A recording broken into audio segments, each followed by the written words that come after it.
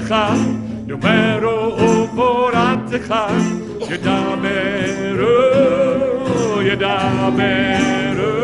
Of your kingdom they will speak, of your power they will tell, your mighty deeds and glory of your kingdom, Malchutecha,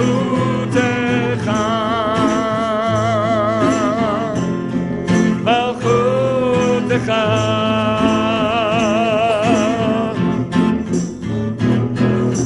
Lovely of the mountains are the feet of him who brings good news, salvation and an end of sin.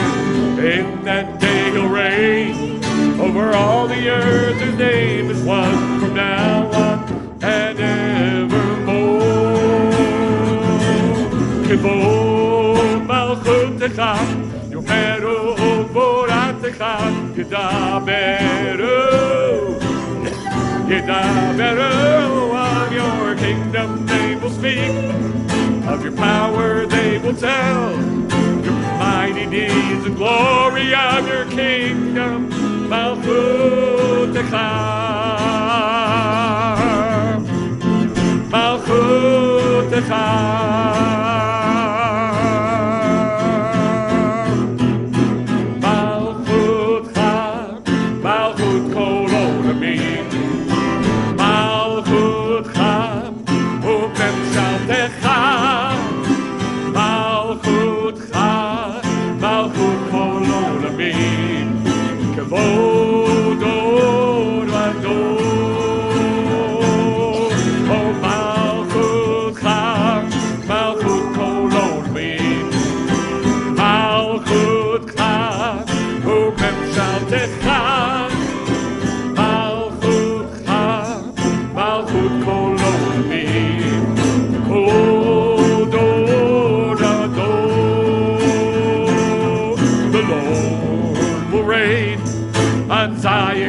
Jerusalem, his glory rests before all of his ancient men. He'll reign over the hills, one slave in Jerusalem from now on and evermore. Kivod Malchutecha, Yomeru Umoratecha, Yedaberu, Yedaberu. Of your kingdom they will speak, power they will tell, your mighty deeds and glory of your kingdom, Malchutecha, Malchutecha, Malchutecha.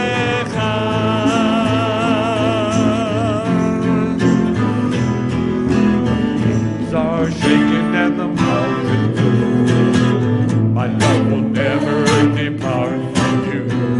My covenant of shalom is always true, says the Lord who has compassion on you. Again, though the hills are shaken and the mountains move, my love will never depart from you.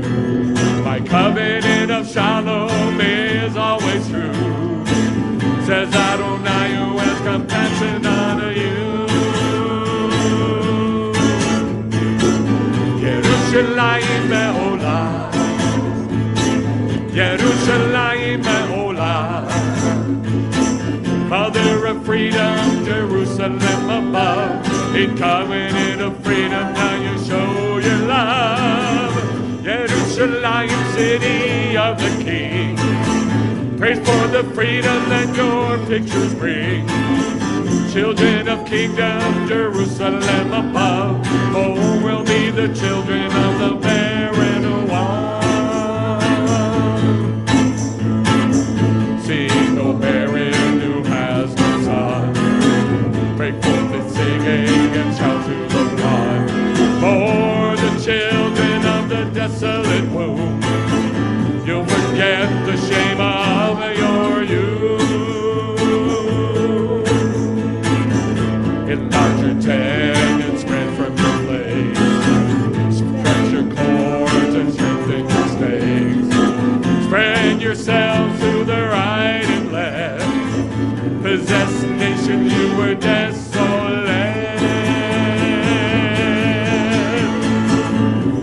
Yerushalayim Me'olah, Yerushalayim Me'olah,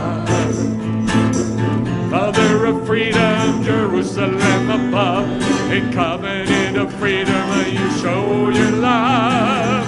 Yerushalayim, city of the King, praise for the freedom that your pictures bring.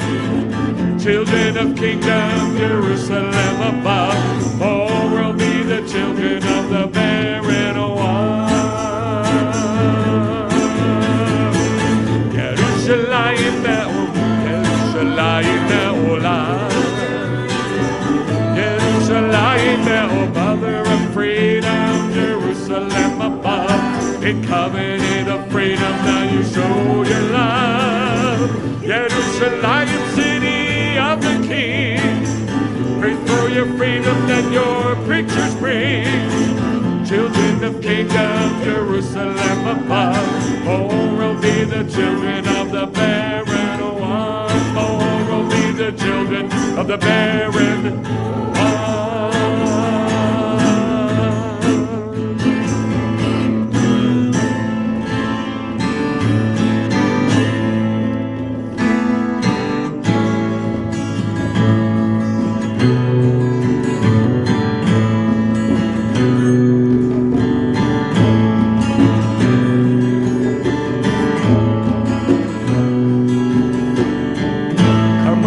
Beloved, arise, come away with me. Come away, my beautiful one, the fig trees ripening. See the vine, Israel, blossoming.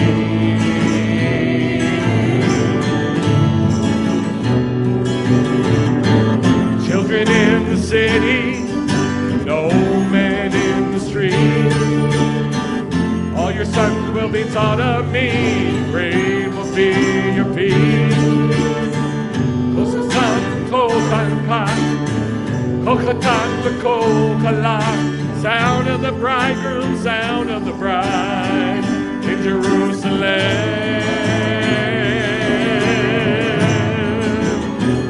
New Jerusalem.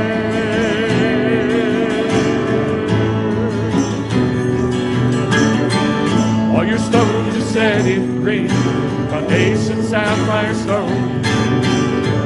All your gates are hollow gems, ruby towers and domes. All your walls of fire, eternal home.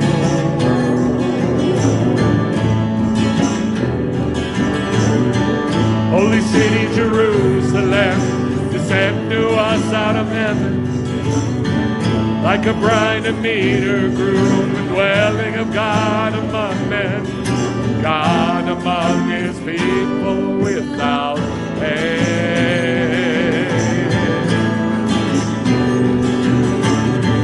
Children in the city, no man in the street. All your sons will be taught of me, and great will be your peace.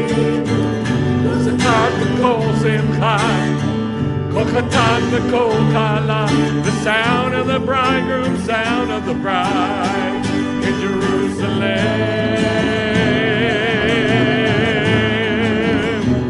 New Jerusalem.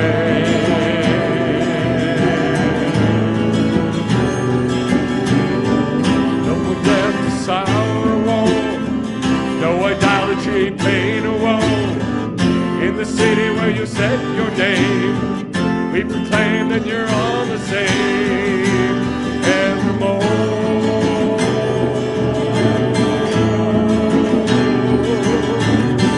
No more death, sorrow, woe, no idolatry, pain or woe. In the city where you set your name, we proclaim that you're the same evermore.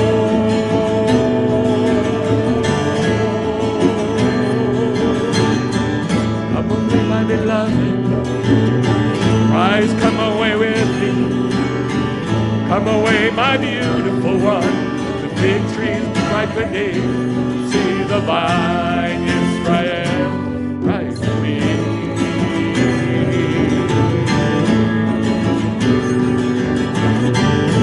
cornerstone to set it free, foundation sapphire stone. All your gates are hollow gems and ruby tower and dome. All your walls of fire, eternal.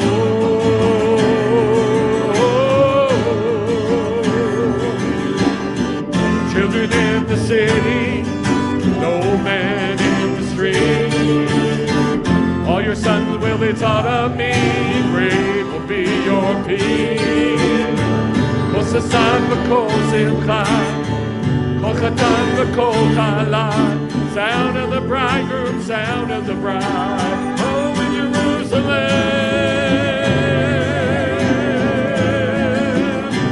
to Jerusalem, to Jerusalem.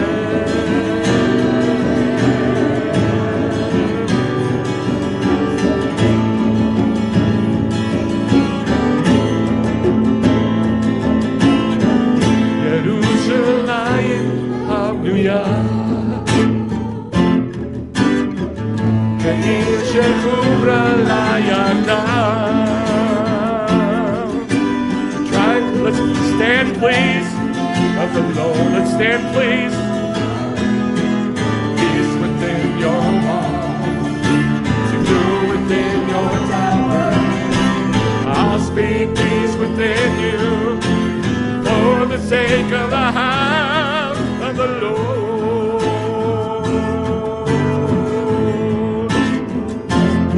Gadol Adonai Olam, Gadol Adonai Olam Me'od. Va'ir Eloheinu HaKadosh, hide the joy of the earth. Walk around the city, count all of her towers, consider all her ramparts. For thus says God forevermore.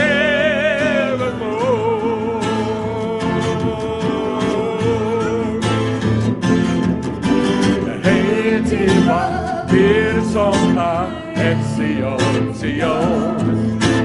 Timnei Chomot Yerushalayim. Hey, Tiva, Birsonha, et Tzion, Tzion.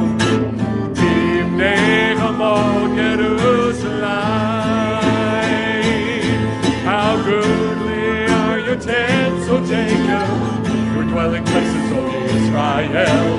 I come into your house to bow in worship, oh, we have come to Mount Zion, city of the living God, to the heavenly Jerusalem.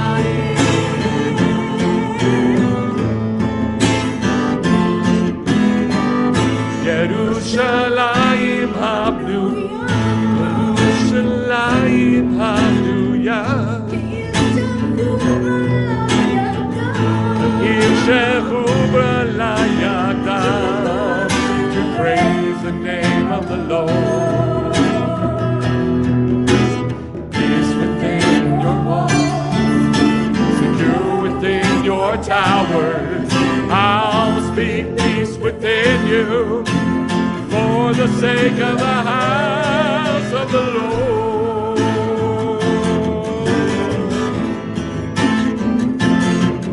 Gadol Adonai Olam, Gadol Adonai Olam Me'od. Va'ir Eloheinu HaKadosh, and hide the joy of the earth. Around the city, count all of her towers, consider all her ramparts, for thus is God forevermore.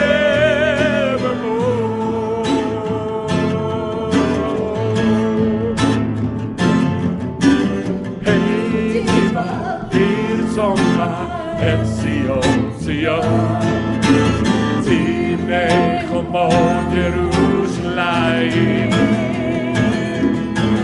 Hey, Tiva, Birsonha, et Tzion. Tzion, Tzion, Tinechamo, Yerushalayim. How good are your tents, O Jacob, your dwelling place in Israel. I come into your house to bow and worship. We have come to Mount Zion, the city of the living God, to the heavenly Jerusalem.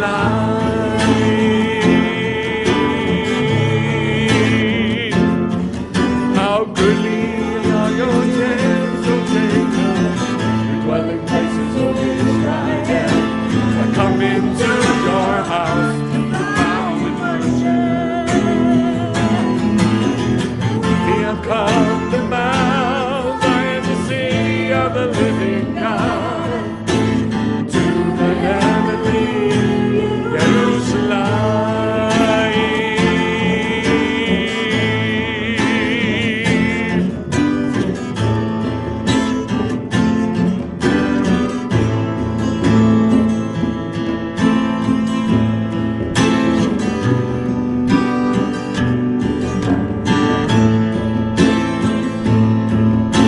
I look to the end, to the kingdom, and beyond to a new heaven and earth.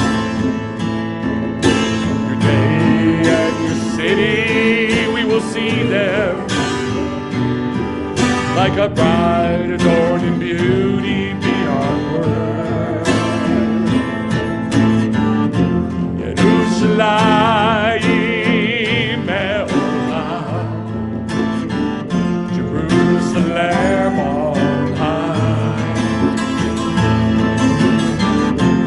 city of our holy King, up above the sky.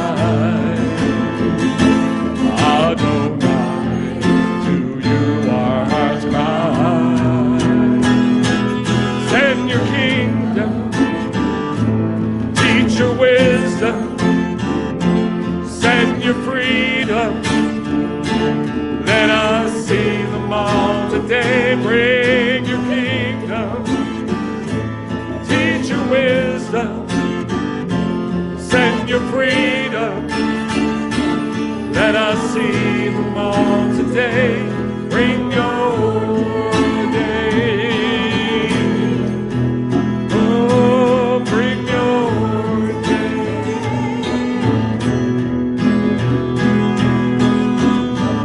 Children of our mother above, she's freedom, Torah, nothing to obey. We are children of our Father above, and the day of the Lord is His name. We are children of our Mother above. She's freedom of Torah, oh, nothing to obey. We are children of our Father above, and the day of the Lord is His name. To the end, to the kingdom, beyond to our new heaven and earth. Day and your city, we will see them like a bride adorned in beauty beyond words.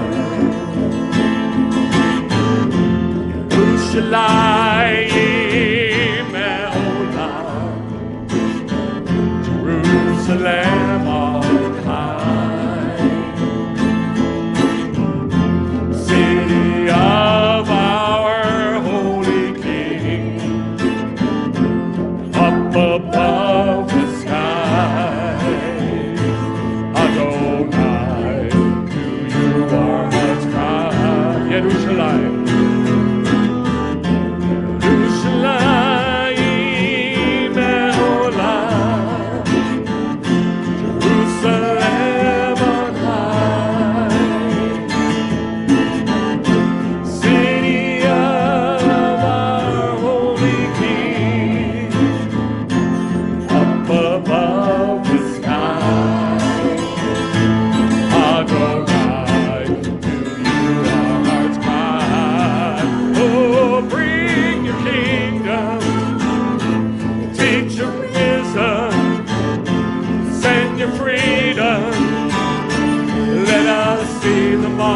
today. Bring your kingdom.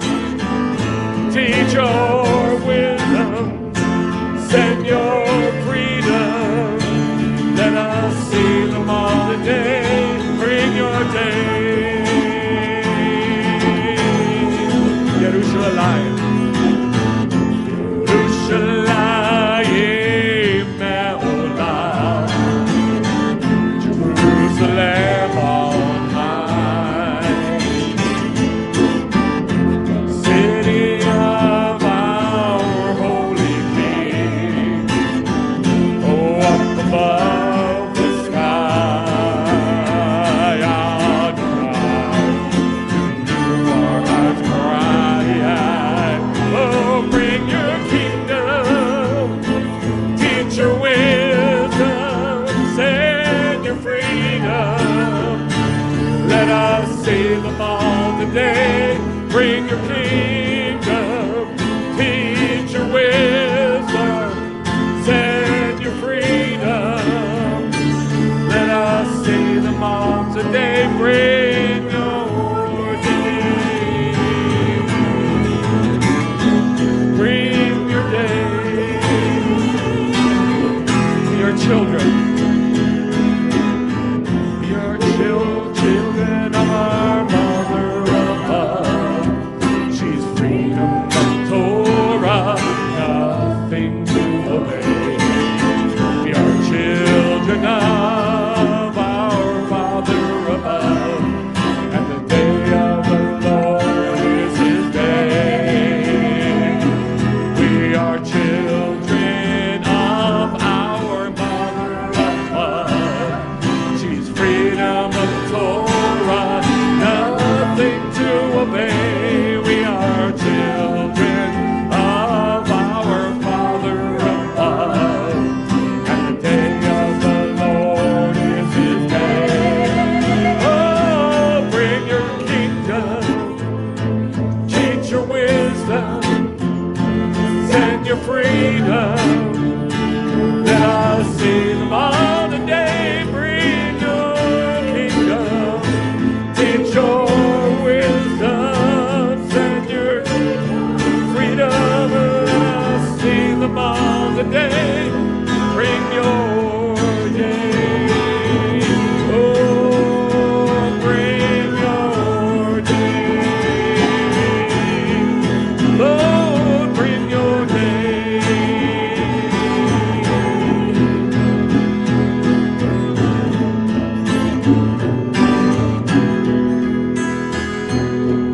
I look to the end, to the kingdom, beyond to our new heaven and earth. Today at your city we will see them, like a bride adorned in beauty beyond words. Yerushalayim me'olam. Jerusalem on high. City of our holy King. Up above the sky. Oh, Adonai, you are our God. Bring your kingdom, teach your wisdom, send your freedom.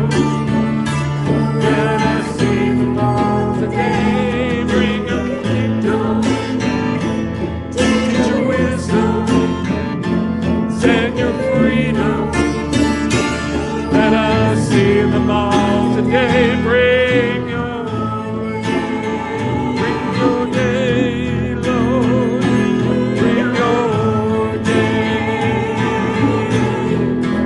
Oh, bring your day. Bring your day.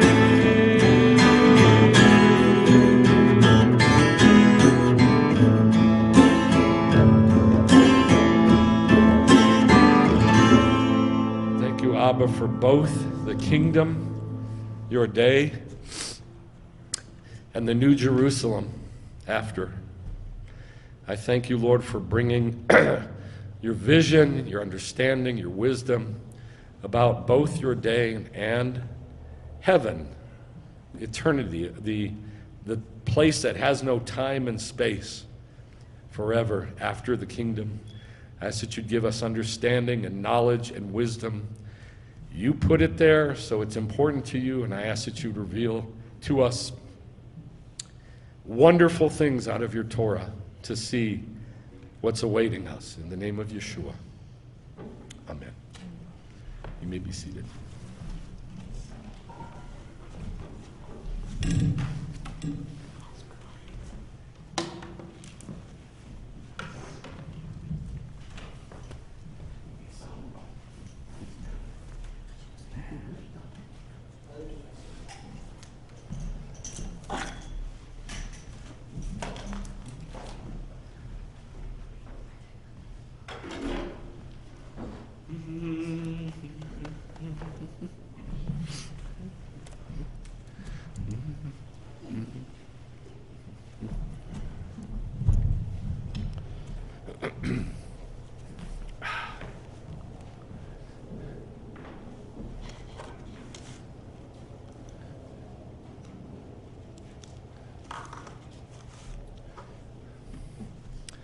Sarah is a mystery. I looked up, I don't know, 30 websites, things, teachings, all kinds of stuff about Sarah. In Judaism, in Christianity, nobody knows about Sarah. It's like she's this big mystery. Closest anybody gets is the Jewish sites like Chabad, which says she did Judaism. That's about anything anybody says. But other than that, there's a lot of midrashim in Judaism, stories about Sarah. But as far as like information from the Torah, it's not a whole lot. She is a mystery. And yet, she is probably the most important character, female character, in the entire book of Genesis. In the entire book of Genesis, she's the most important female character. I would say she's the most important female character in the entire Torah. I'm going to try to show you why I say this. I believe she is the most important female character in the entire Torah. So this is what I'm looking for. This is what I'm trying to go for. What's going on here? It won't go back. Escape. Thank you. So, it's very strange the way the Torah, everything about this is a mystery, really. Everything's strange, everything is a mystery about Sarah. Because the Torah portion named for her, Chayai Sarah, means life of Sarah, but it's about her death. And the story goes in the Midrash that at the end of last week's Torah portion was the Akedah, when Abraham offered Yitzchak, Isaac. And when Sarah heard about this, that her husband went to kill the son of promise that she had at 90 and he had at 100, that she died. She had a heart attack and she died. Well, it doesn't say heart attack. It said she died from anxiety and feelings, overwhelming feelings, because it's like, you did what? And she passed away. And right then, the Torah portion is named for her. So even that is a mystery and strange. So we're at Bereshit 23. It says, we're only looking at 2 verses for this entire Torah portion. And really only 1 verse. And really only 4 words. And Sarah's life, 100 year, and 20 year, and 7 years. The years of Sarah's life. Now that is a word for word, literal translation of what it says in Hebrew. It doesn't read in Hebrew the way it reads in English. It literally says, and Sarah's life, 100 year, singular, and 20 year, singular, and 7 years, plural, the years of Sarah's life. Yeah, it is weird. So there's a few observations I'm making in these very, very few words. Here it is in Hebrew. Vayiyu Chayai Sarah me'ah shana. And it was the life of Sarah 100 year. Ve'esrim shana, and 20 year. V'sheva shanim, and 7 years, plural. Shnei chayai Sarah. It was the years, plural, of the life of Sarah. So, I've just got a few little observations here. But I just want you to see how strange this is written in Hebrew. And Sarah's life, 100 year, me'ah shana, and 20 year, esrim shana, and 7 years, sheva shanim, the years of Sarah's life. So here's my general observations. Number 1, 7 is the only plural in those 3 digits. So it's plural. That means there's got to be another 7. Simple, right? Yes? Isn't that simple? It's plural 7. So there has to be another 7. Simple. Just look at it, very, very simple. It means there's got to be another 7. And I say another 7 coming. And it says year. 7 year. Years, plural. So there's another 7th year coming. Because like it says, 100 year, 20 year, 7 years. Shana, shanim. Shana singular, shanim plural. So, first observation is that there's plural 7s, which means there's another 7 coming. Number 2, Chayai Sarah is said 2 times in this one verse. And she's dead. So what does that tell us? 2 lives. 2 lives, 2 Sarahs.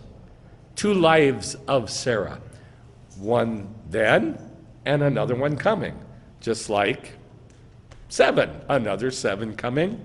Now there's 2 lives of Sarah. There's got to be another life of Sarah. Second thing. Number 3, the only genealogy in the whole of the Torah where the digits are written separately. What I mean is 100 years, 20 years, 7 years. It's the only genealogy in the whole Bible, in the whole Torah, that has the digits separately. Now Rashi picks up on this and he says, whoa, separate digits? That's weird. And here's why.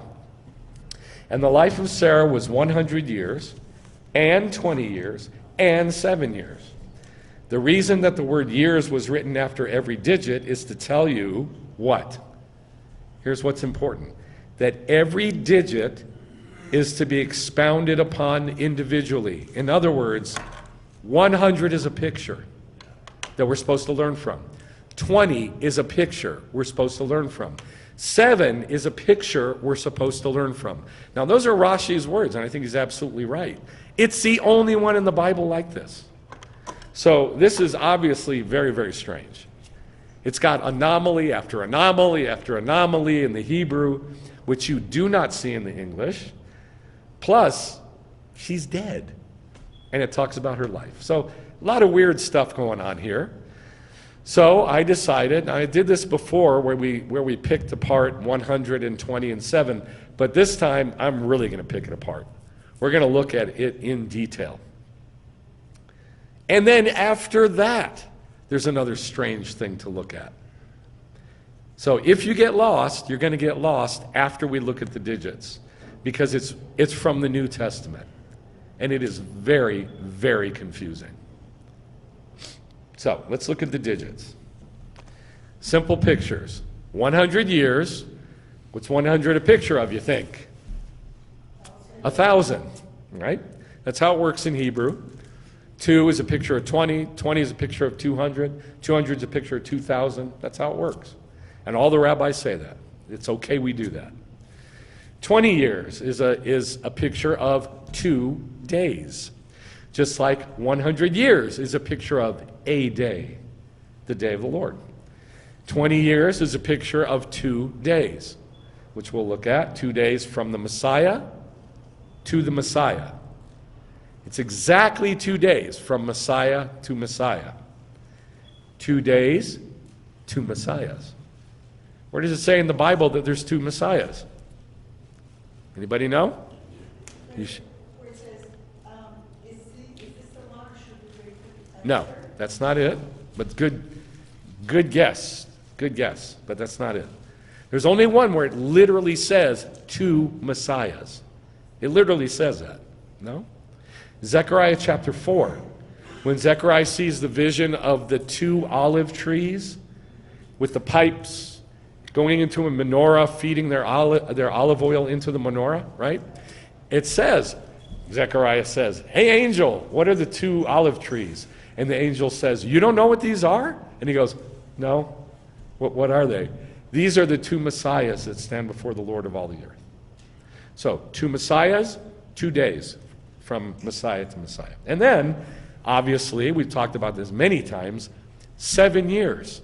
That's a picture of the 7 years, the first 7 years of the day of the Lord, which are both birth pangs and wedding. How long does a Jewish wedding last? 7 days. 7 days. So it's a picture of the Jewish wedding, God's wedding with Israel, but it's also at the same time a picture of the birth pangs, which lasts 7 years. All right, so these are simple pictures. And we could leave it like that. We could just say that, and that would be amazing. But I want to pick apart the digits, at least the 100. I want to look at the 100. So, I bet I've never heard anybody teach on Arpachshad. Have you? Arpachshad? You ever heard anybody teach on Arpachshad? I don't even know how you say it in English. Arpachshad. You ever hear about this guy? He's in the lineage from Noah to Abraham. And he was a righteous man. So, he's one of the guys, he's one of the first guy that we're going to look at that's 100. Now, all I did was look at 100s in the Bible. And almost every single one of them gives the same picture. So we're going to look at these pictures, put them together, and see what we see. 100 years, when Arpachshad was born to Shem. Shem was the first real righteous man. Noah was not. Noah turned out to be a failure. He blew it. I'm not even going to talk about the sins he did. It was just horrible. But Shem taught Judaism to the rest of the people on earth. Noah did not. Noah saved his family. But after that, Shem was the righteous one, and he taught Abraham. So Shem's a very, very righteous man. Well, his son, Arpachshad, Shem had him when he was 100 years old. And this is how it says it, Genesis 11. These are the Toldot of Shem. By the way, next week's Torah portion is Toldot, generations. So it's a big, important word. These are the Toldot of Shem. Shem was 100 years old when he fathered Arpachshad, 2 years after the flood. Isn't that interesting? How old was Sarah when she died? 127? Come on. 127. So you have 100, then a 2, then a 7. Yeah? Same thing here. You have 100 years, 2 years after the flood is when he gave birth to Arpachshad, or sired, as they say, Arpachshad. Now, Arpachshad's name, I had to do a lot of research to find his name. It's a combination of 3 different words in Hebrew. Or, Pach, or Fach, and Shada. Arpachshad. So, or, you know what or means, light. And then Pach is very interesting. It means a flask or a bottle, like a skin, a water skin is a Pach. And it comes from Pacha, which means, obviously, to pour out. To pour out. It also means to drip down or drop down, to flow down like water. So we have light poured out like water from a container, Shada, which is breast, which pours out milk. So it's the same kind of picture. Shadah, which means to pour out or irrigate, or a breast. And the word shod means breast, just simply shod means breast. But shida is woman or lady. Shida. In Orthodox Judaism, if you go on a date, you know what it's called? They're going to go on anybody know what that's called? No? A shidduch. A shidduch. That means you're going to go on a date with a lady. You're going to meet a lady, a shidduch, and that's from this word. Yes? Is it kind of like Shaddai? No, well, yes, shod is, and shaddai is. Shaddai means almighty, but really it means the one with many breasts. There's a demon called Artemis in the Greek world with many breasts. That's a twisting of God as a woman giving out milk. But let's pour out, irrigate breast, shod, breast, shida, woman, mistress. So shidduch is going on a date. You're going to go meet your lady, the shidduch. So what does his name mean? Arfachshad. Light poured out from a container like milk from a breast. Good or bad? Good or bad? Fantastic. Fantastic. Shaddai is one with many breasts pouring out milk. And remember I taught on Shefa? What does Shefa mean? You remember? Nobody remembers Shefa? To drip down, to flow. It's what we call flow. And remember, you get Shefa that's one of two things, either blessing or what? What? Curses. Not curses. Correction. Yes, correction, discipline. You either get blessing or correction. If you listen to the Shefa, you get blessing. If you do not listen to the Shefa, you get correction. We get correction. So that's flow, dripping down. It's the same word, really, as Shaddai. Same concept. So this guy's got a great name. Light that's poured out from a container, like a breast, like milk from a breast. Beautiful. And that was after 100 years when Shem gave birth to him. So what do you think that's a picture of? Think it's good or bad? Well, so, okay, we can say at least that it's good. All right, let's look at the next one. 100 pieces of money. I don't know how to translate this, so I'll tell you what the Hebrew is. 100 pieces of money paid for Shechem. Now, in the New Testament, this place is called Sychar or Sychar. Sychar. I don't know how that's pronounced. Sychar, I guess. So in Genesis 33, it says, he, Jacob, bought a piece of land where he had pitched his tent from the sons of Hamor, Shechem's father. And he bought it for 100 kasita. So we translate that pieces of money because you can't translate kasita. It's a measure. It's like a measurement. It's just like saying, how much did you spend for that house? It was a pretty hefty sum. That's basically what it means. It was a hefty sum. It was a big measurement. So it says 100 kasita, measured or portioned or weighed. And there he erected an altar and called it El Elohei Yisrael, God, the God of Israel. God, the God of Israel. First time that God is called that. And it's purchased. He had to buy it for 100 kasita, whatever that is. Good or bad? Good. Is that good? A good picture or a bad picture? Come on, say words, please. Okay, so again, we got a good picture. And again, we have like God providing a place for Jacob, for Israel. And it costs him. But it's providing for Israel, and it's a good thing. Now, in John 4, there's two really, really important things that Yeshua said here at this place that's called Sychar in Greek, I guess. But it's Shechem. This is right near Shechem. Shechem means a ridge of the shoulders. And it's on one side is Mount Ebal, and on the other side is Mount Gerizim. This is where the Torah was written, on Mount Ebal or Gerizim. Where was it written? Ebal, Mount Ebal. So Shechem is, I guess, in Greek world, Sichar. And it was there, it says Yeshua left Judah and went toward Galilee, and he had to pass through Samaria.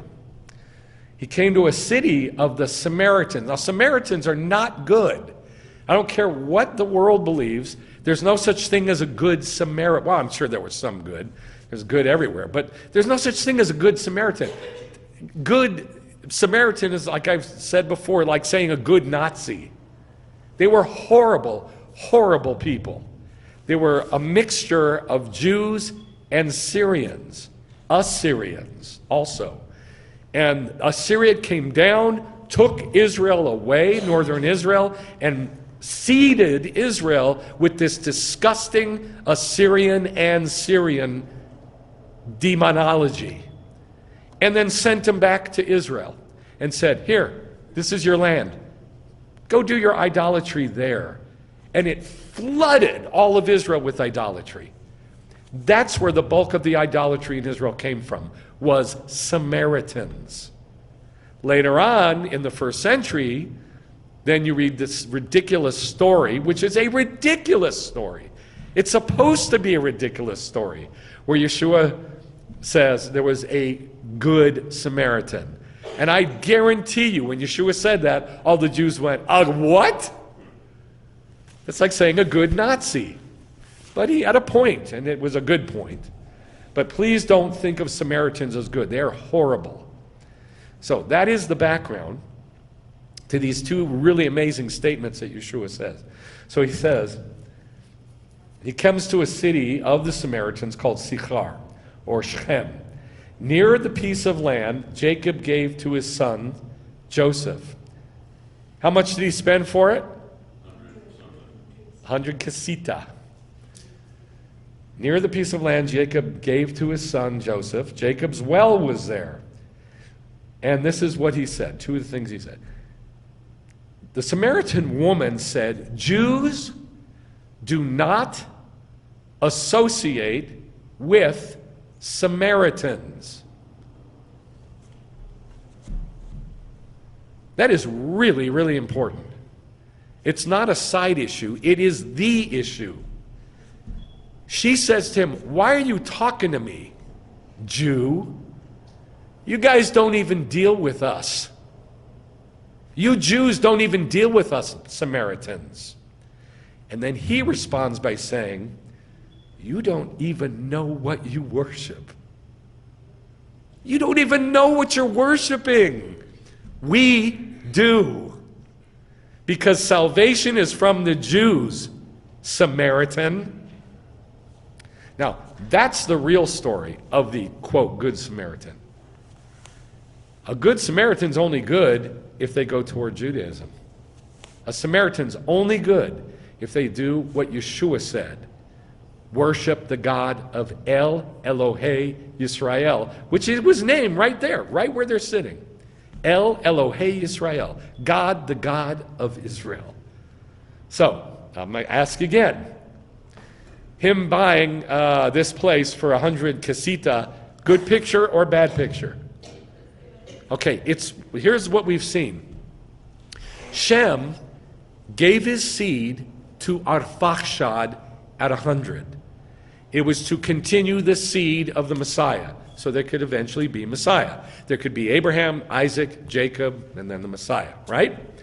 So it's providing a container for God on earth. That's basically what it is. Shem is providing a container for God on earth by creating Arpachshad. And then Jacob is creating a container for Israel, northern Israel, on earth by buying it. He had to pay for it. So that's the simple picture we've seen. God's trying to create a place so he could be with these guys. Basically that. Nice and simple. All right, here's the next one. 100 years plus 10 years. What do you think of that? 10 is the same picture as 100, which is the same picture as what? 1,000. So remember, the rabbis say we can do that. We can extrapolate by adding a 0, and it's the same exact picture. 2 equals 20 equals 200 equals 2,000. 10 equals 100 equals 1,000. We can do that. And this guy has both. The years of Joseph's life are a 10 and a 10, or 100 and a 10, or 1,000. Both pictures of 1,000. Genesis 50, verse 26. So Joseph died at the age of 110 years, and they embalmed him and placed him in a coffin in Egypt. By the way, embalming is not good. It's a bad thing, not a good thing. At least, in the Bible. It's not a good thing. They shouldn't have done it with Joseph, but they did. But, be that as it may, his life, look what it says. The years of Joseph's life. So, if you were to sum up Joseph's life, what is it? It's a 100 and it's a 10. They're both pictures of the kingdom. Yeah? Joseph's life is the kingdom.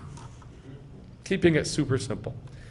100 years plus 10 years is the same exact thing as Joshua or Yehoshua or Yeshua. They're all interchangeable names. Yeshua.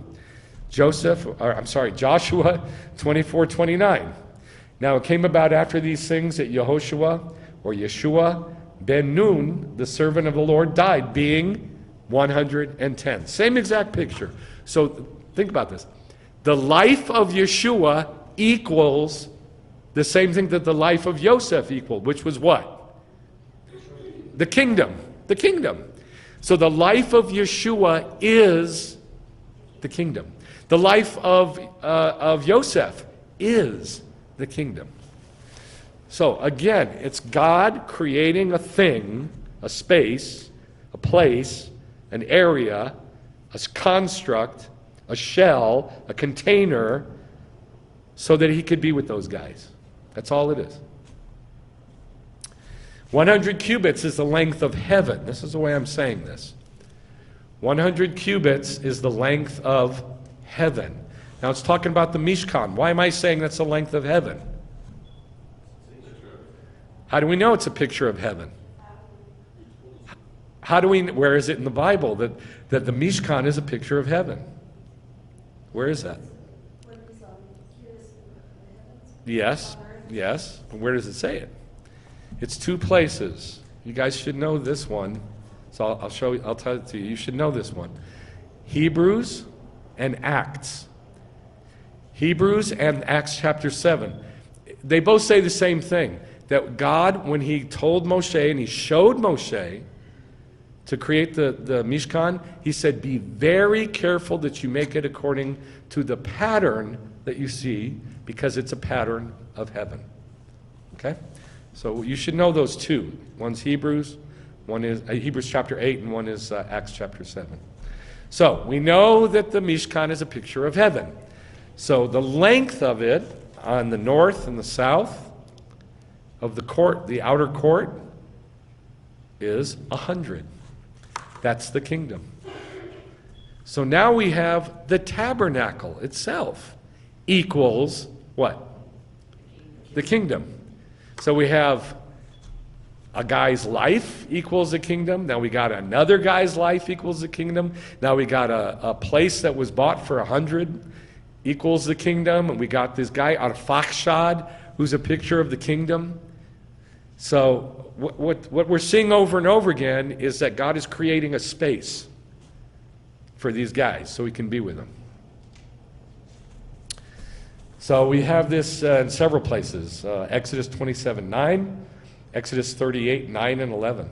Make the courtyard of the Mishkan on the south side, hangings for the courtyard of fine twisted linen, 100 cubits long. It could have been anything. It could have been any length, right? Why did God say make it 100? It's a picture. And it has to be 100. It has to be exactly 100. Because it's exactly, this is important. If I was to say to you, and you have no watch, and you have no sundial, I want you to get up at midnight, how are you going to do it? You have no watch, you have no sundial, you got no phone, you got no nothing. And I tell you, I want you up at exactly midnight. How are you going to do that? You got nothing by which to tell, do you? Think about it. You have no way to tell the time before technology. And yet, they kept perfect time.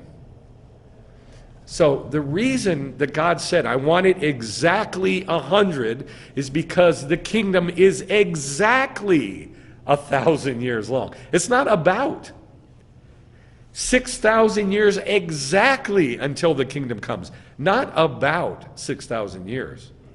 But you'll read in the Bible many times when it'll say, and it was about midnight when thus or such happened. And it was about the third watch when something happened. Yeah? And yet, they knew exactly what the time was. We're going to talk about that. And the reason is I did it again.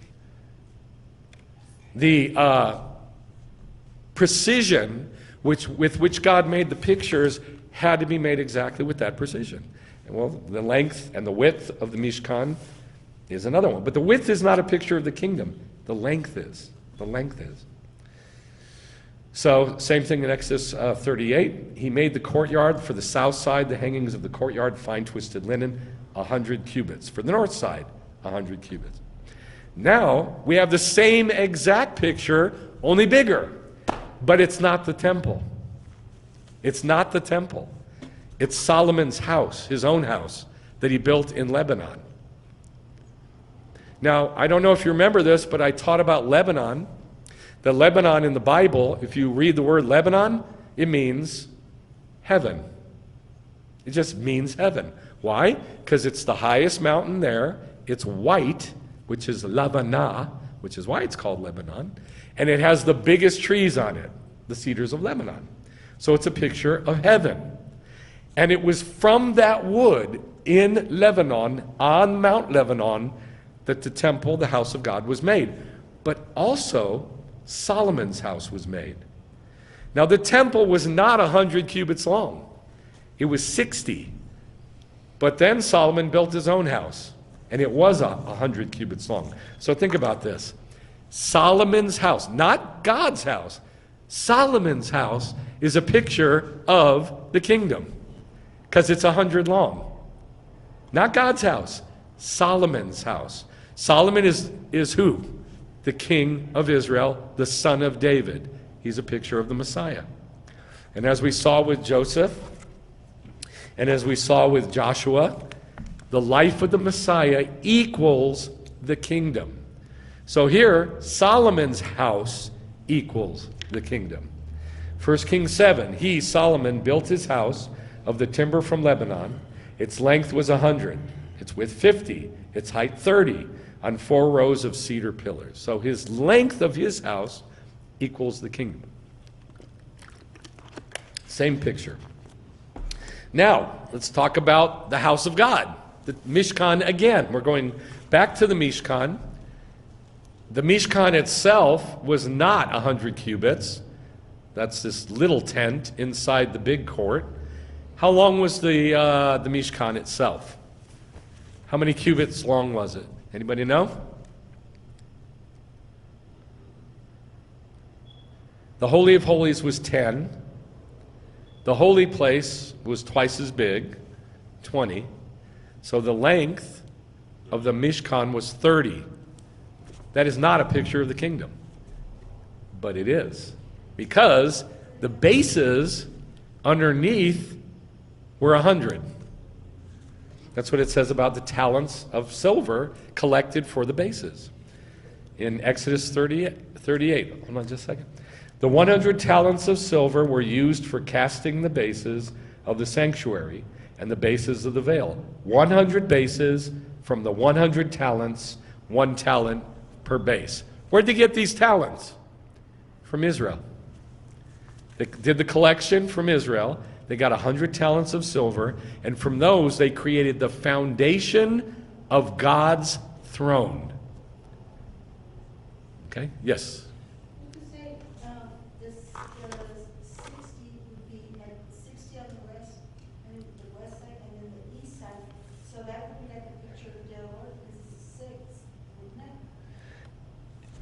Maybe, but we're not looking at that picture right now. And one more thing. The 1,000 cubits to feet is 1,500, and there's the 15. I have no idea what you just said.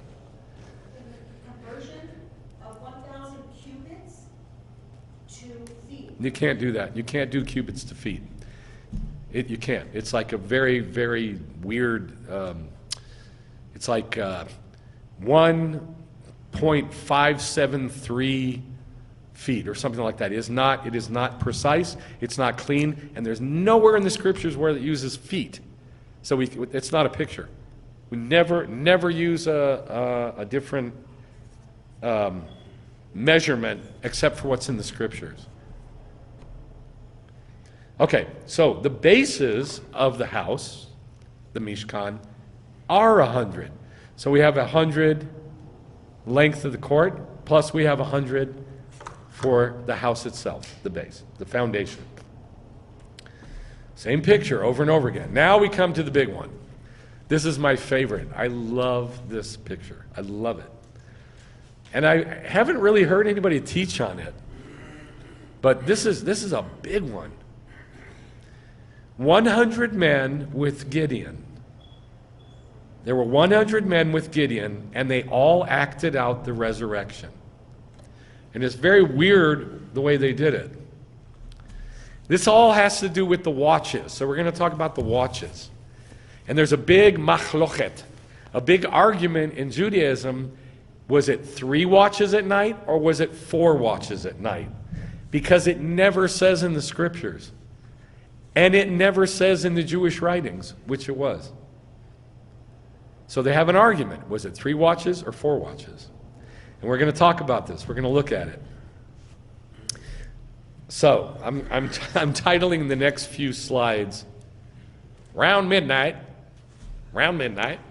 That's what they used to say. Well, I'm going to meet you around midnight, which is like, around midnight. That is not how God tells time. But I want you to think about, how would you tell time at night? You can't have a sundial. You can't have a moon dial. So how are you going to tell time at night? Say you're appointed to be the watchman, and your watch ends at exactly a precise time. How are you going to know when to go? You got to take a nap before, so you stay up at night. How are you going to know when to go? How are you going to know when the watch ends?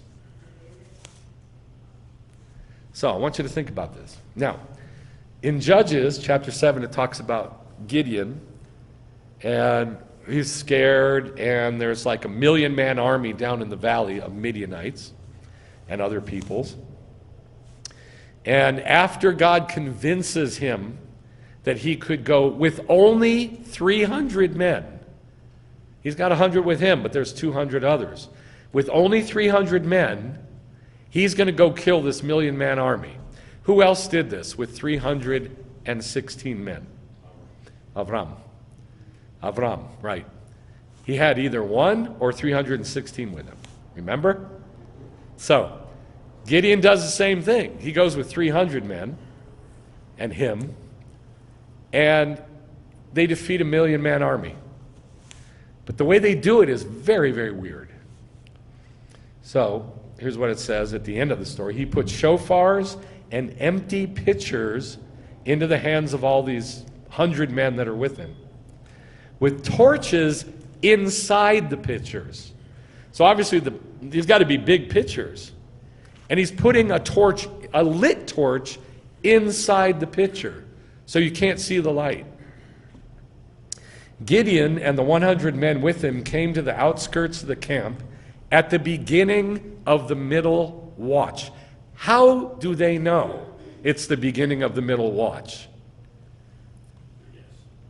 You can't guess. Got to be precise.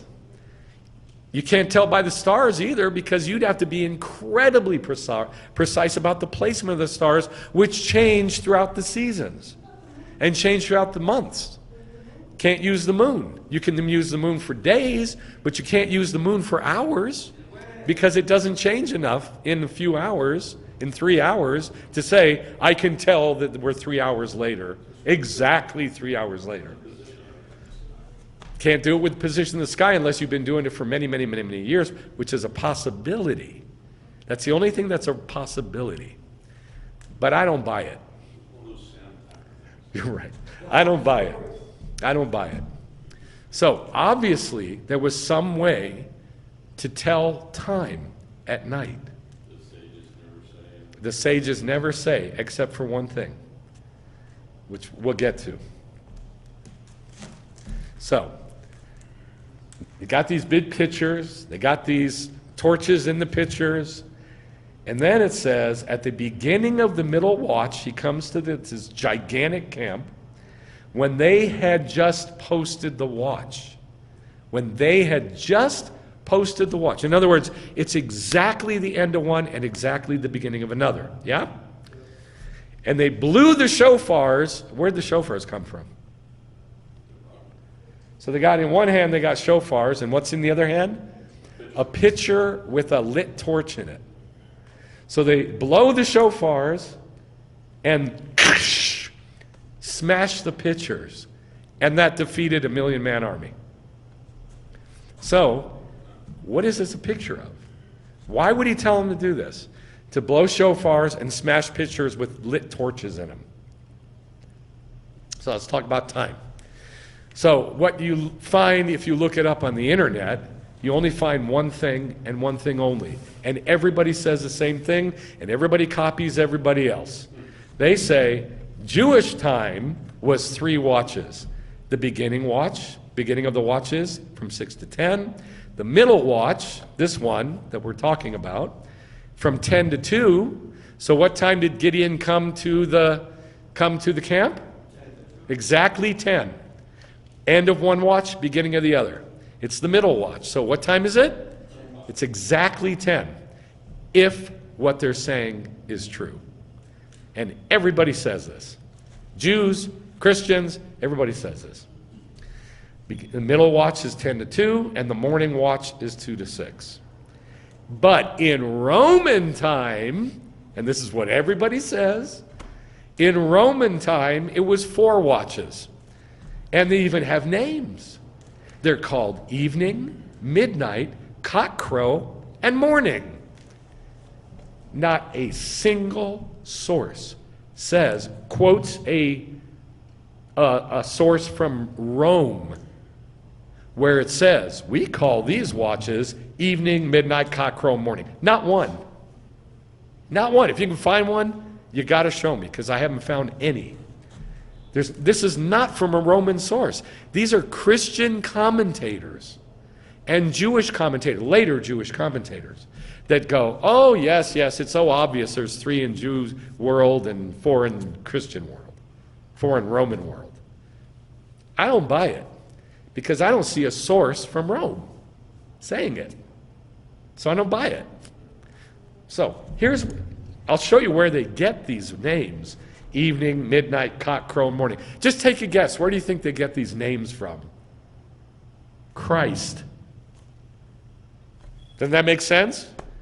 Who does the Roman world always quote for their source, for their authority on everything? Christ. Words of Christ in red. And that's exactly what they did. I'll show it to you. But no Roman source says this. All right. So, Mark 13:35 and Luke 12:38 talks about him coming, the Messiah's coming, associated with the watches. Okay? If it's true that there's 3 watches, then the end of the first and beginning of the second, middle watch, is 10 o'clock. But if there's 4 watches, the end of the second and the beginning of the third is what time? Midnight. So here's what Yeshua says. Mark 13:35. Wake up! When is that said? At Rosh Hashanah. So we are talking about Rosh Hashanah themes here. Wake up! Because you, and he's talking to 4 people here only, Peter, James, John, and Andrew. And that's it. It tells us that's the only people he's talking to. It tells us this in Luke. Wake up, Peter, Jacob, James, John, and Andrew, because you guys don't know when the master of the house is coming, whether in the evening, at midnight, at cockcrow, or morning. So Yeshua's going to quote a Roman source? No. Everything Yeshua said can be found in the Tanakh, right? Right? Because he's a word, so I say, because he is the Word made flesh. So everything Yeshua said, you can find it in the Tanakh. You should be able to find it in the Tanakh. I would submit to you that this is not titles of watches, but a division of 4 watches in Judaism, not 3. They're not titles. He says, you guys don't know. So because they don't know when the master's coming, what do they have to do?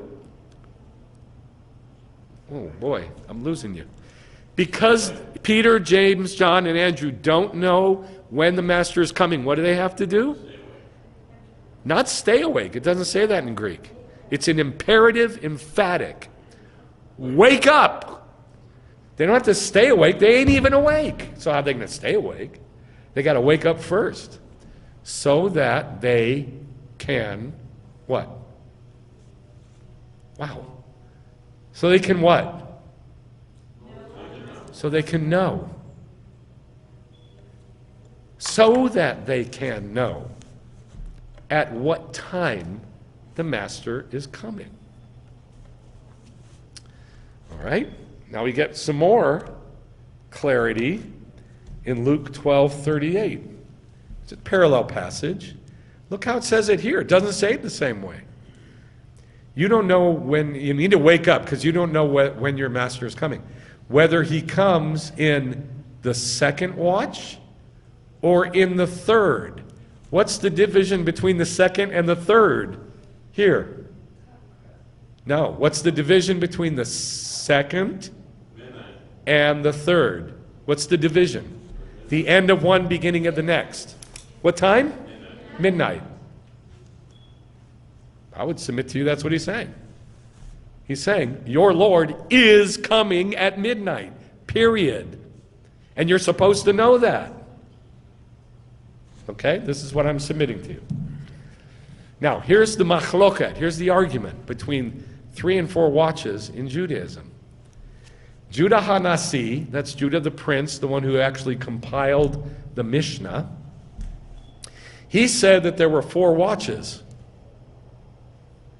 Rabbi Natan said, no, there were 3 watches. Now, you can go look this up on your own, and you can look at their argument.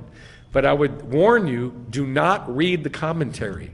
Or, if you read the commentary, you better know it's commentary. If you want to read the commentary, read it. But know it's commentary on the Mishnah much, much, much, much later on. It is not the Mishnah. In the Mishnah, they give their reasons for it, and they leave it at that. And it never says, and the sages made a ruling saying, this rabbi's right and this rabbi's wrong. It never says it. It just leaves us with an argument. But in Mishnah Berachot, I'm sorry, this was the Talmud. This is in the Talmud. Now, in the Mishnah, it gives us something really, really important, really, really important.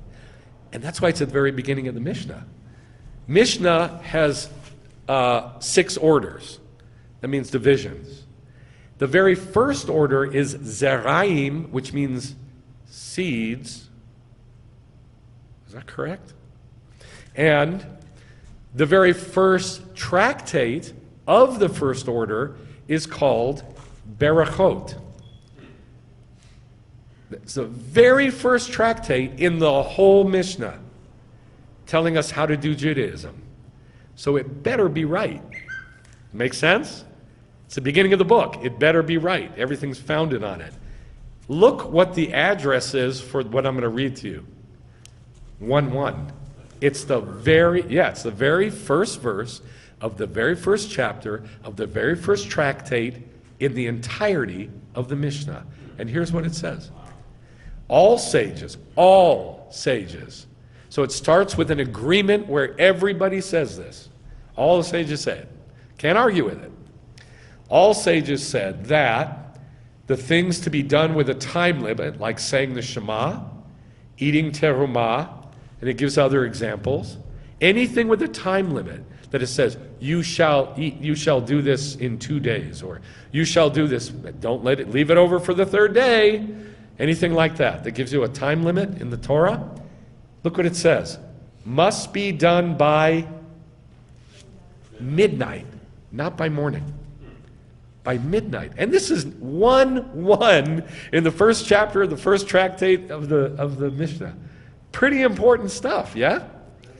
So this is what I get from this, is that anything where God said, I'm setting a time limit for you to do it, you must have it done by midnight. Why? How are you going to know when midnight is? How are you going to know when midnight is? Right? Okay, I'll give you a little bit about that. So it's got to be done by midnight. Now, midnight is the division between the second watch and the third watch. It's the division. This second one ends at 12. Third one begins at 12. So this midnight, this moment, tiny little moment in time at night, in the middle of the night, when you can't tell what time it is incredibly important. So what we're doing is we're examining this. At the beginning of the middle watch, I'm saying probably midnight, beginning of the middle watch, when they had just posted the watch, they blew the shofars and they smashed the pitchers, and I'm going to show you that this is a picture of the resurrection. So I'm putting question marks here. Jewish time, really? Roman time, really? I don't think so. I don't buy it. Exodus 12:29, you're familiar with this. Now it came about at midnight that the Lord struck all the firstborn. Then he called for Moshe and Aharon, rise up. What? What does he tell them? Wake up. He tells them, it's midnight. Wake up. Rise up. Not just wake up, rise up. This is the resurrection. Rise at midnight. So I'm like, okay, are there any other verses that say at midnight I or we will rise? There's several. Rise up and go worship the Lord, as he has said. In other words, go up to heaven. Judges chapter 16. Now Samson lay until midnight. And at midnight he arose. At midnight he what? He arose. At midnight he arose.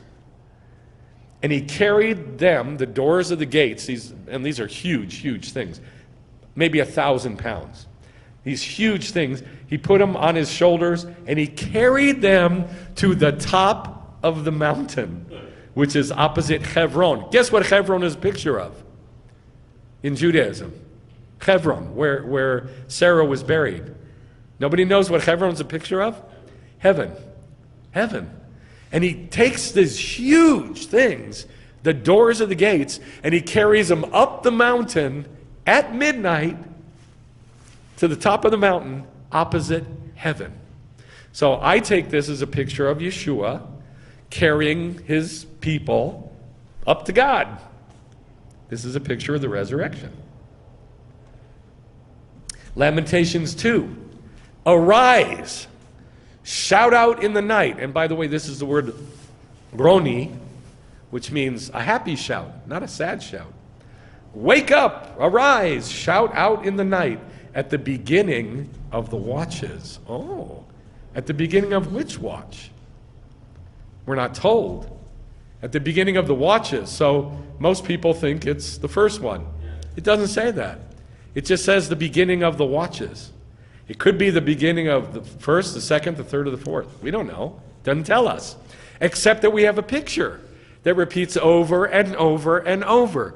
That at midnight, somebody rises. At midnight. Which is the beginning of which watch? Third. The beginning of the third, end of the second.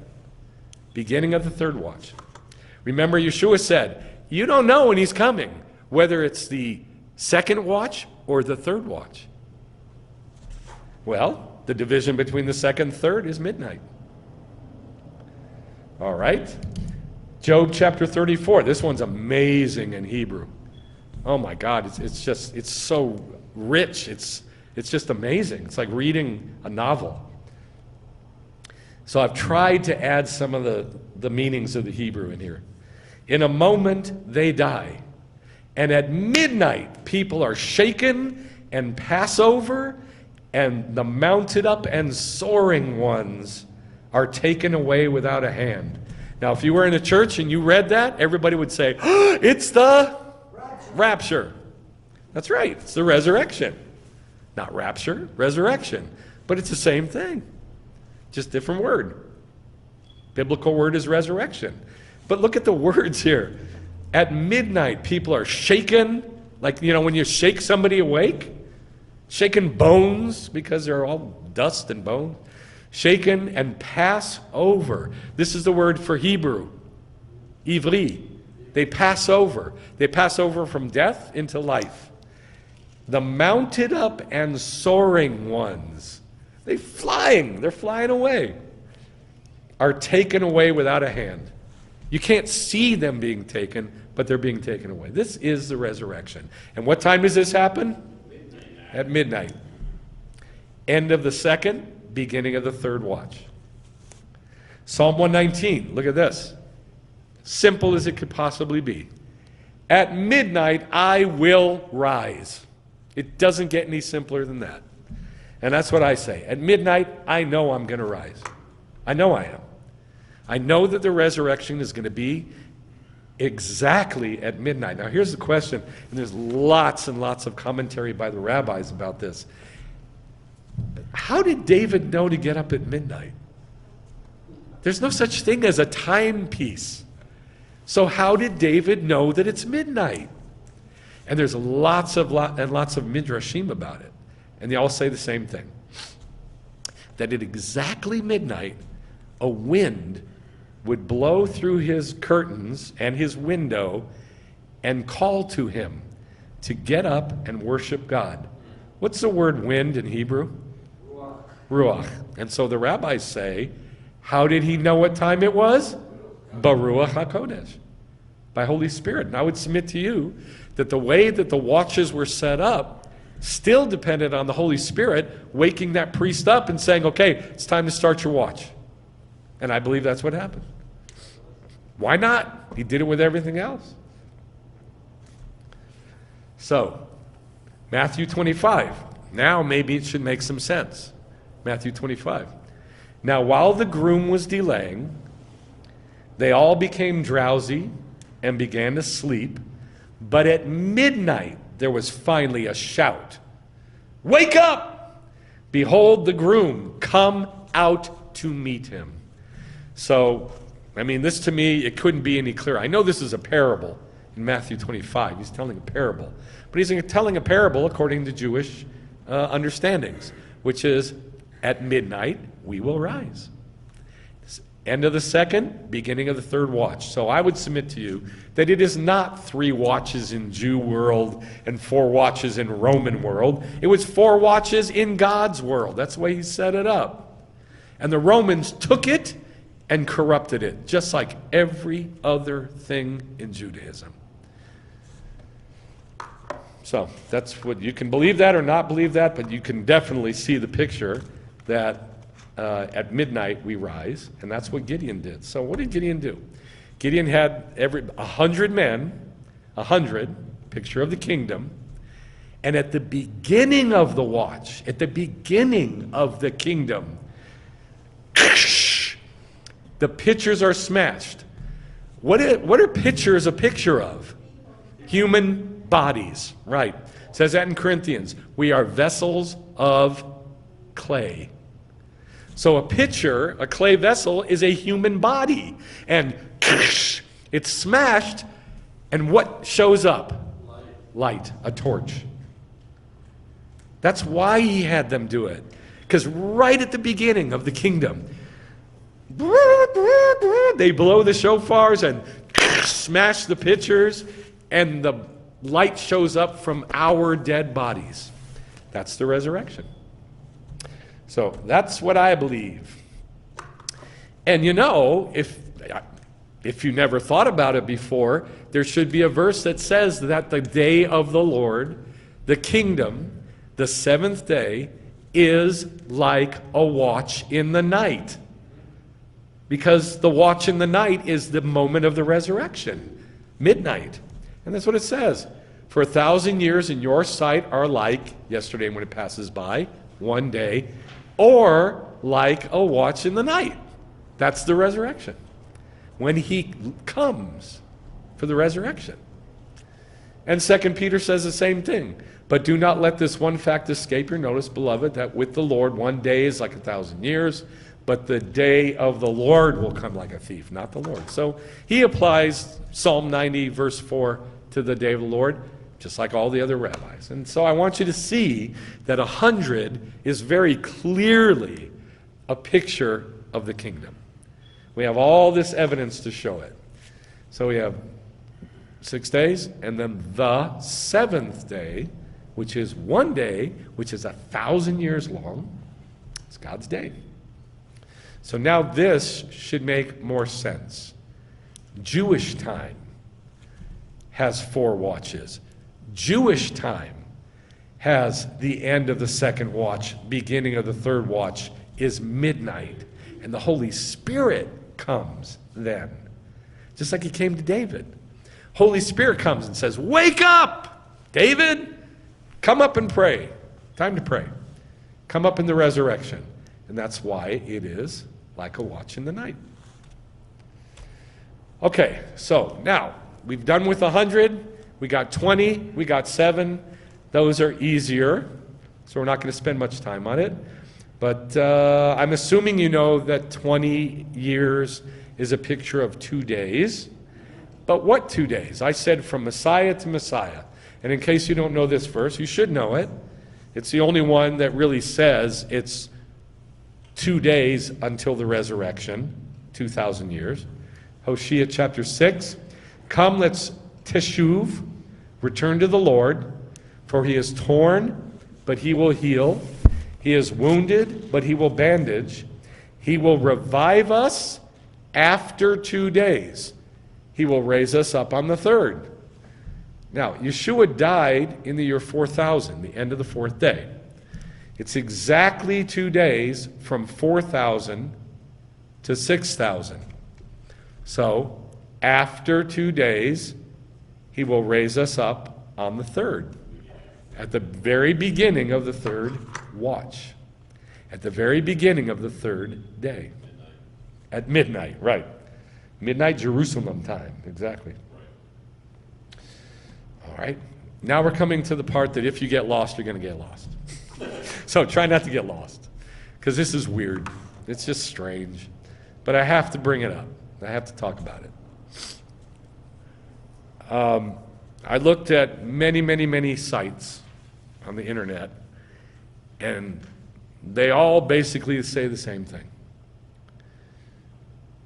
Talking about this parable, this allegory in Galatians, they say this, that the freedom of Christ is the New Jerusalem.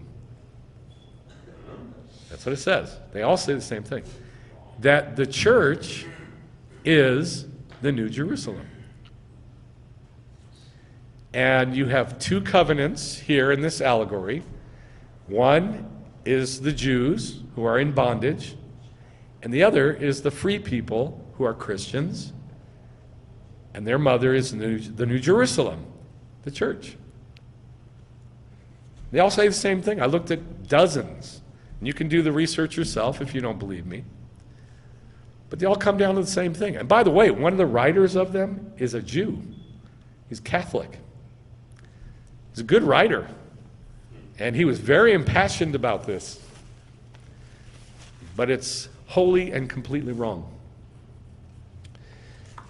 It's hard to understand this allegory because there's a lot of pictures in it. I'll tell you what the bottom line is first. Bottom line is this. People who are in bondage are those who do the dot, D-A-H-T, which is doing the law as a curse. It's from Deuteronomy 33, verse 2. God showed up on Mount Sinai with an Esh dot, a fiery law, to scare the Jews away from doing dot. But it didn't work. So a bunch of them did the law as dot, as command, law. The people who are free do what we just did. Looked at picture after picture after picture after picture, string them together and go, oh my God, it's amazing, I get understanding from God. Understanding from God. That's the key. And it's a covenant. This understanding we have of pictures is actually the covenant that we have with God. When God came and made the covenant with Israel, it wasn't law. It was understanding. But it also came with law to scare them away from law. But it didn't work. So that's what he's talking about in this allegory here. He calls it an allegory, which is a picture, a parable, a mishle, a proverb. So he says this. Tell me, you who want to be under law. It's talking about not the pictures in the law, but the curse of the law. You who want to be under law, under dot. Don't you listen to the Torah? He uses the word law twice, but it's not. It wouldn't be the same in Hebrew. It's in Greek, so I don't know what that is. But in Hebrew, one would be law, dot, and one would be instruction, Torah. But they translate as law. So it would be read like that. Tell me, you who want to be under the dot, don't you listen to the Torah? Because in the Torah, we're given this picture. It's written that Abraham had two sons, one by the slave woman, Hagar, and one by the free woman. Doesn't even give her name. Who's that? Sarah. Doesn't even tell us her name. Sarah is such a hidden mystery that in this parable, Shaul doesn't even say her name because she's hidden. And she's supposed to be hidden. She's supposed to be a secret, a mystery. So let's see what she is. The son of the slave woman, Ishmael, was born according to the flesh. And the son of the free woman, Yitzchak, through the promise. Now, just reading the last Torah portions that we read, we are supposed to magically understand what Shaul is saying here. Nobody understands this. Nobody understands from reading about this story about Sarah and Abraham and Isaac and Hagar and Ishmael. Nobody gets that this is two covenants. Not Jews, not rabbis, not sages, not Christians, nobody. That's why we don't know. It's hidden. Nobody writes about this in Judaism. So he says, the son of the slave woman was born according to the flesh, son of the free woman through the promise. Okay, we can figure that out. This is speaking in a picture.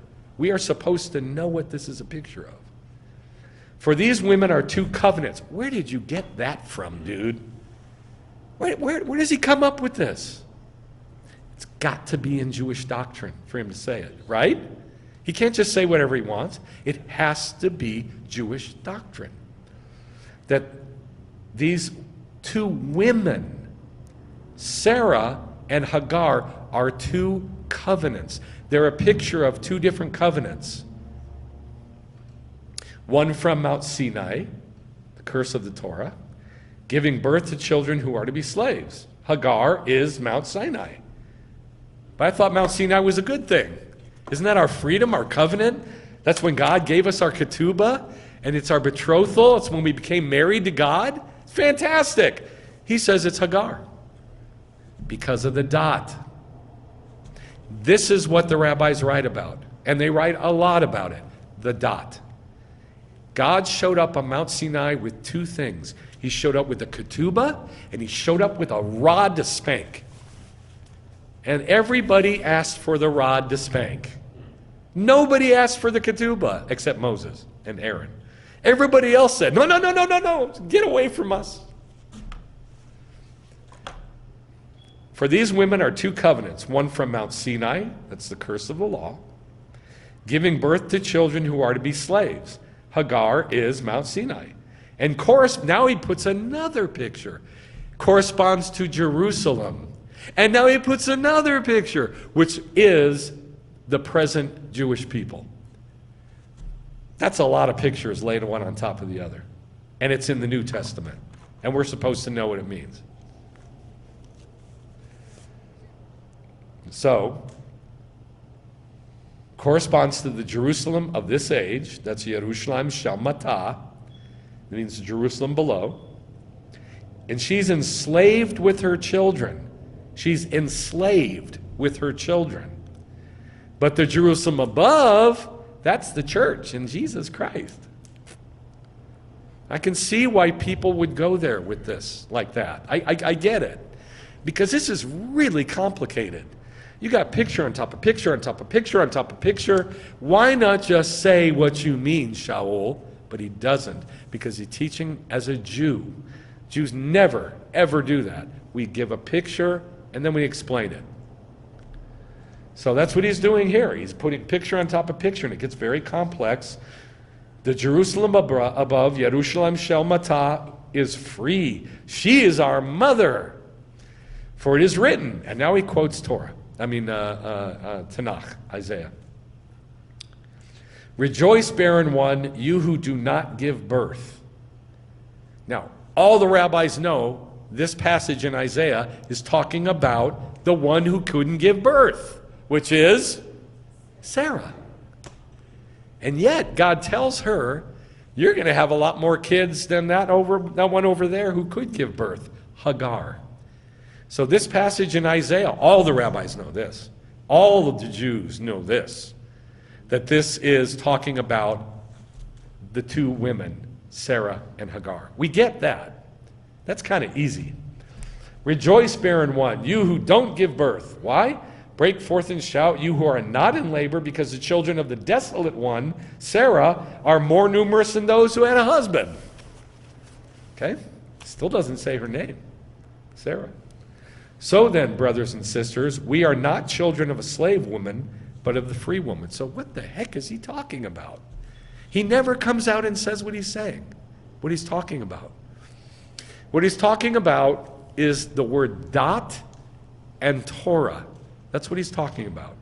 Dot is the curse of the law. Torah means what? Instruction. They could not be farther from one another. So, to make this super simple, what is the difference in lifestyle between Hagar and Sarah? How did they live differently? What made them different from each other? Anybody know? Torah. Torah. Our amazing passage. Our amazing passage from next week's Torah portion, very early on, very beginning of the Torah portion. It tells us how they lived, how Abraham and Sarah lived. How did they live? How did Abraham and Sarah live?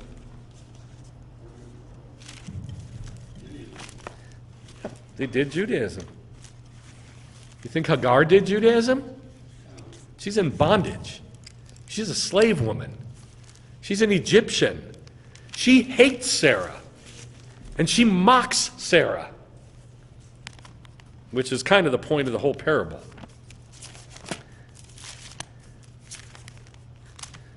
And I thought to myself, nobody ever goes back to the very simple fact that Sarah and Hagar live differently from each other.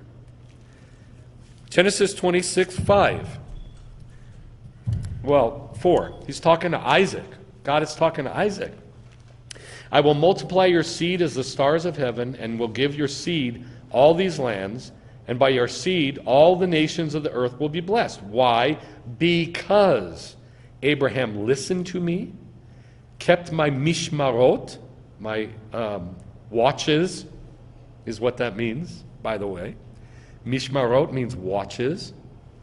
He kept my watches, my mitzvot, he kept my chokim, statutes, and kept my Torot. So if he did it, do you think Sarah did it?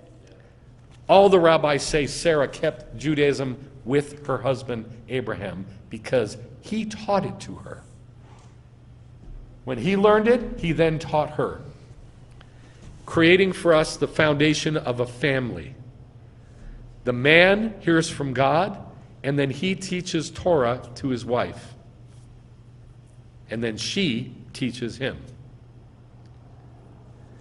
And this is the foundation of a Jewish family. Hagar didn't do Judaism. That's what the allegory is about. Two different covenants. One does Judaism and listens to it, and one doesn't. One's in bondage. Those are the two covenants. It's not the freedom of Christ. It's the freedom of the Torah as opposed to the bondage of the law. That's what this is about. That's why Sarah is so important. It's so important that you understand who Sarah was and what she did and how she lived. She did, taught, loved, embraced Judaism. And we know this because it says in Romans that by faith, by understanding, she conceived. She had as much faith as Abraham. By faith, she saw and she conceived. Yes. Yes. Yes. I mean, it's just so simple. So, Abraham and Sarah are told that they're going to have this baby in the future. Abraham and Sarah are told they're going to have this baby in the future. So, rather than waiting for God's promise to be fulfilled, Right. Rather than waiting for God's promise to come, they made it happen. They made it happen. Yeah. And that's when we approach the Torah, the mitzvot, and the laws and this, that. When we approach it as law like that, we're trying to make something. Right. When you approach the law as dot, you're trying to make something happen. Like a magic formula, like if you pray this, Right, you will get this. right, Yeah, it's the same thing. It's bondage. yeah. Yeah. And so that Sarah does it out of love for God. Sarah got understanding. She had understanding. And that is the bottom. She had faith. Right. And was able to. No, faith is understanding. Well, Faith is understanding. They're synonymous. Right. she had understanding, she had faith. Faith and understanding are synonymous, and that is the bottom line of the covenant. God for the promise. Right. That's how she was able to get pregnant. So she's a hidden. She's a mystery. She's, under the bushes. You don't get to see her. You don't get to hear about her. And yet, she's the most important character, female character in the entire Torah. Why? Because she's a picture of pictures. She's the only one in the Bible that's a picture of pictures that I can find. That's why she's so important. So I really hope you could follow this. I did the best I could do. This is really tough, though. So do your own research. Do your own study. And study about Sarah. Look at the Midrashim. Look at how she lived. Look at what she said. Look at what she did. And I'll bet it'll reinforce for you the freedom that's found in the pictures, in studying Judaism as pictures. All right, let's pray. Let's pray. Lord, thank you for hiding all of your amazing stuff, that you don't just lay it out for everybody to see and to understand and to hear and to know, that you make us search and dig and ask and knock and beg and scurry around in Judaism looking for this stuff. And I thank you that you did that, and you did it on purpose to force us to chase after you, to hunger and thirst after you, and to fulfill our hunger and our thirst when we finally figure out what you're saying. And I ask that you increase our hunger and our thirst to have understanding, to have emunah, faith, and the understanding of what you're saying, what you're doing, what you did, and why you did it, so we can see, we can understand you better and better. In the name of Yeshua, increase our emunah. Amen. Let's do Kiddush, please.